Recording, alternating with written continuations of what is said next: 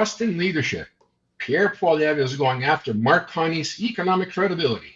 It's clear that he's learned all the wrong lessons. Not only did he cause the housing crisis in London, not only did he cause the worst inflation in the G7 when he was the bank governor over there, he advised Justin Trudeau to print money here, causing inflation. And since arriving in Canada, he's given us the worst food price inflation in the G7, the worst investment in the G7, the worst housing costs in the G7, the worst household debt in the G7. So why doesn't he learn his lesson from all the failed economic experiments that only benefit insiders with tax havens like him and get rid of all the taxes on gas for all of the year?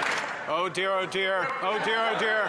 Mr. Speaker, I feel like I'm in the presence of students. And on an exam, I don't think you would pass the exam with those answers. Mr. Speaker, as the IMF confirmed yesterday, Canada will have the second fastest growth in the G7 this year. As the IMF confirmed yesterday, we have the best fiscal position in the G7. Point final.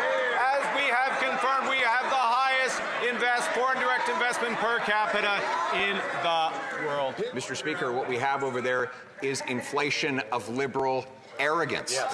Right now, he wants to tell Canadians that they've never had it so good when food prices are rising faster in Canada than any other country in the G7, when Canadian households are the most indebted in the G7, when Canadian housing costs are the most elevated in the G7, and when just today RBC reported that we have the worst investment in the G7. The question again is, Canadians cannot afford gas at the pump. Why not get rid of all the taxes for all the year? Mr. Speaker, to learn a lesson, you have to have ears to hear. There are some on the benches opposite who've been listening, Mr. Speaker.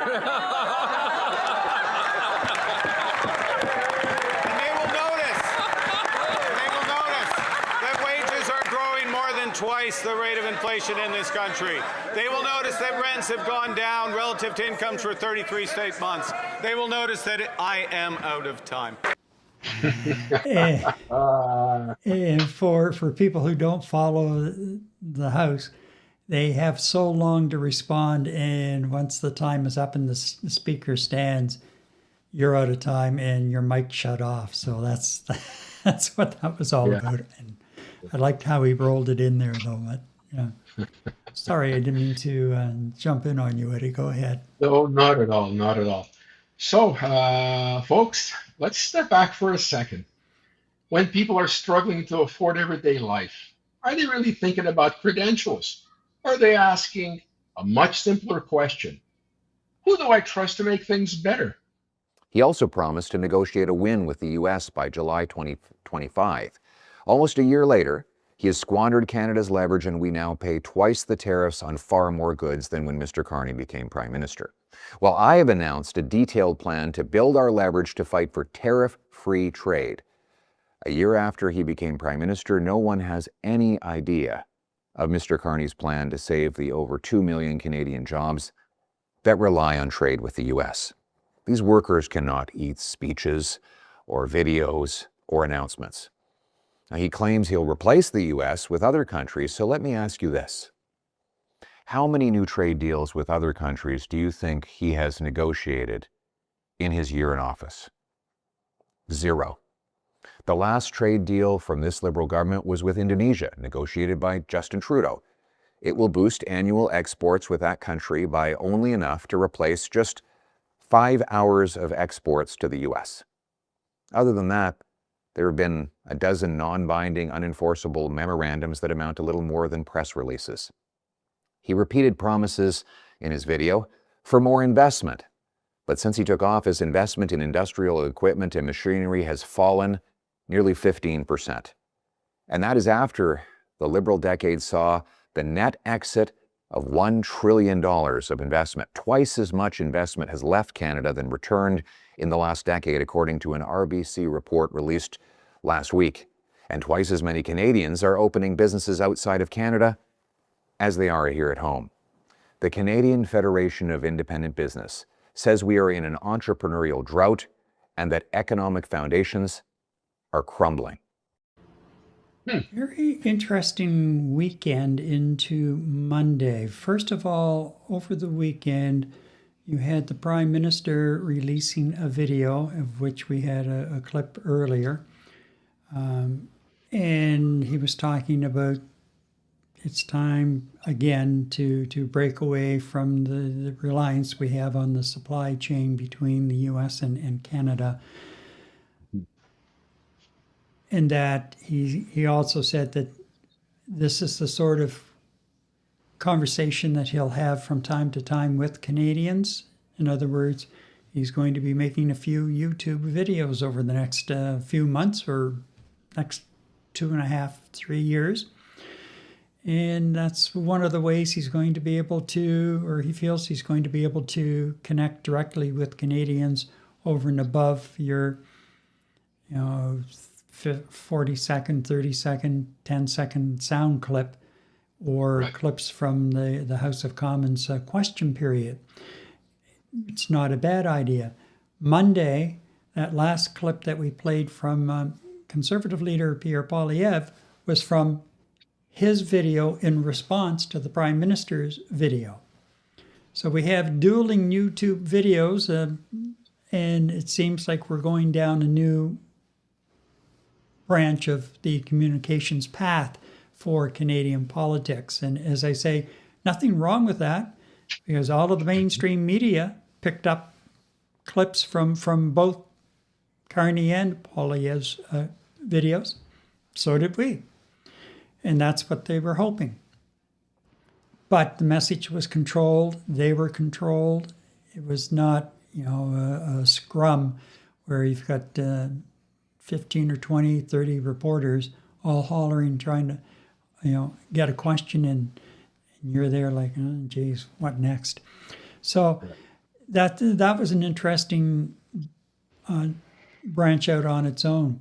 But when you listen to Poilievre, and even during the speech to the Canadian Club in Toronto about a week ago, he is challenging, questioning Carney's economic education and his abilities,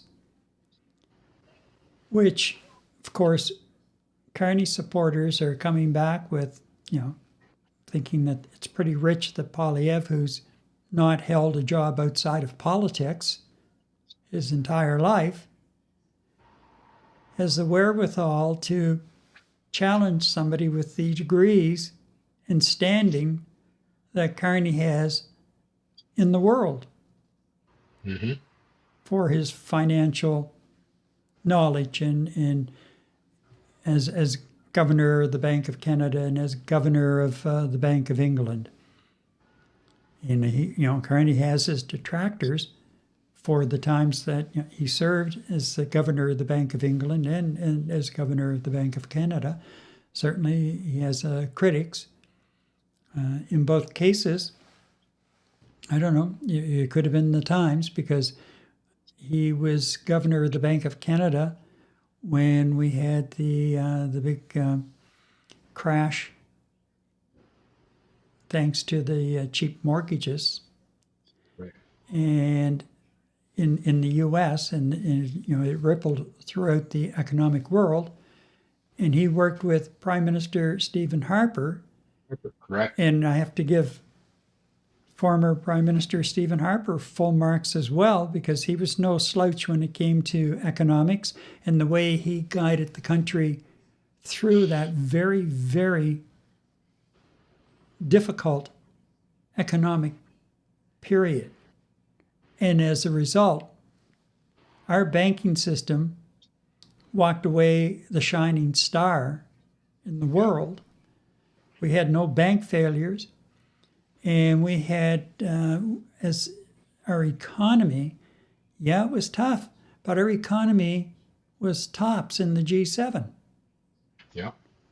So full marks to Prime Minister Stephen Harper and, at the time, Bank of Canada Governor Mark Carney. Mark Carney.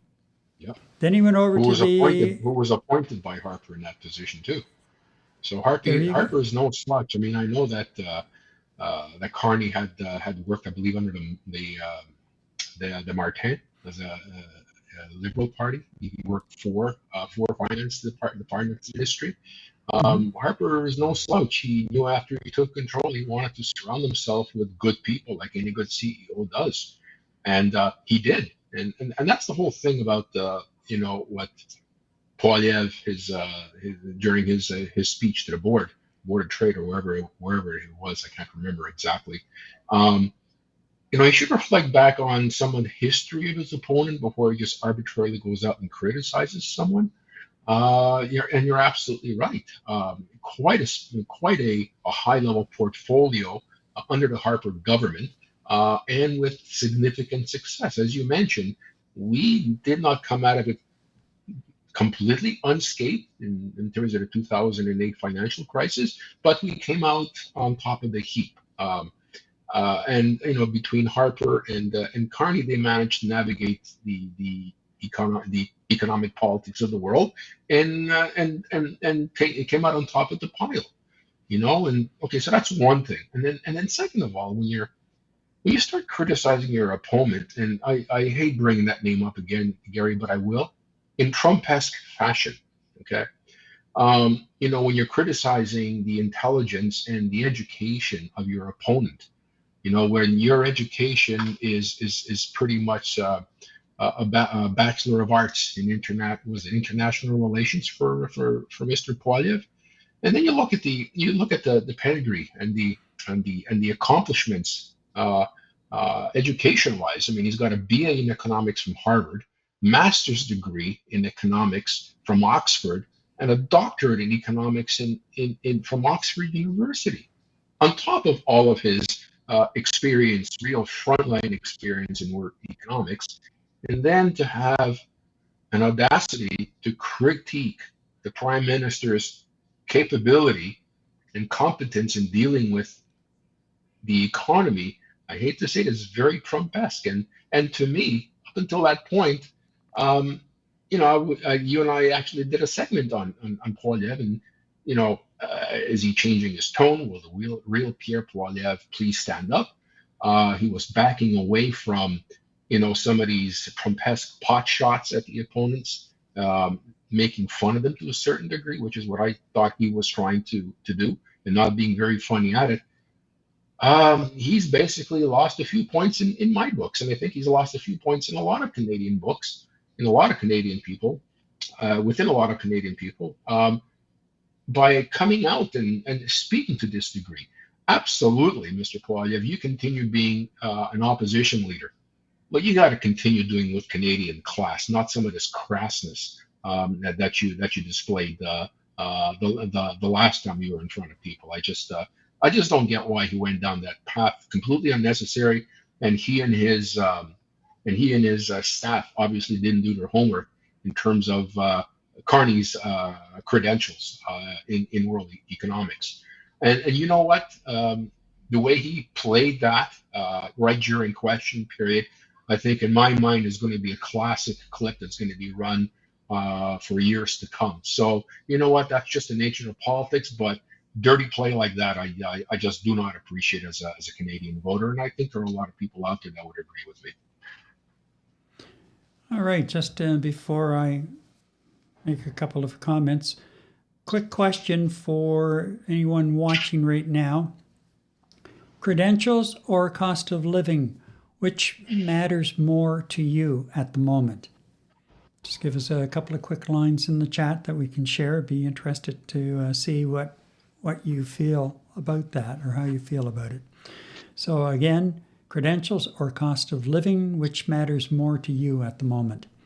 Now, coming back around, and this kind of goes hand in hand with the question I just asked, really, does attacking credibility weaken trust, or does it backfire? I think it's kind of a two-pronged approach. Those who may have been sitting on the fence, but do have more of a leaning to the side that is taking the shots, will feel, okay, Yeah, I don't trust the guy that's in charge. And I'm kind of going with what my leader is saying. But at the same time, there are a lot of Canadians right now, and they're suggesting that, when you look at Carney's popularity versus Poilievre's popularity, most Canadians, or the majority of Canadians right now, are on side with Carney and how he's handling the situation that we're in. They have, I guess that would be a high level of trust in his abilities to guide us through this whole economic storm that we find ourselves in the midst of. And I just noticed Monel popped in with cost of living in response to the question, and that is credentials or cost of living, which matters more to you at the moment. So yes, to have, as I said earlier, Poilievre with the balls to go ahead, pardon my language or choice of words, but to go ahead and challenge Carney's education and his economic background. Wow. Yeah. To me, that's a major, major misfire. And it also comes back around to a conversation we had following the